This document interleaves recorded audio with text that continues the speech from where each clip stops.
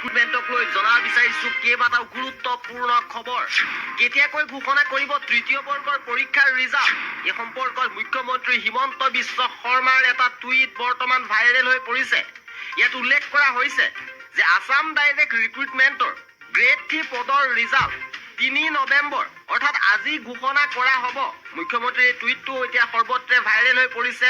এই সম্পৰ্কত আমি মুখ্যমন্ত্ৰীৰ অফিচিয়েল টুইটাৰ একাউণ্টত পৰীক্ষা কৰিলোঁ, কিন্তু এনেধৰণৰ কোনো টুইট বৰ্তমানলৈকে মুখ্যমন্ত্ৰী হিমন্ত বিশ্ব শৰ্মাই কৰা আমি দেখিবলৈ পোৱা নাই।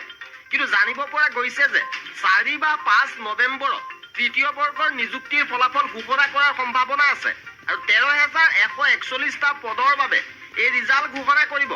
সৰ্বমুঠ 6,71,805 জন প্ৰাৰ্থী এই পৰীক্ষাত অৱতীৰ্ণ হৈছিলে আৰু ফলাফল ইতিমধ্যে সাজু কৰিছে সেবাই।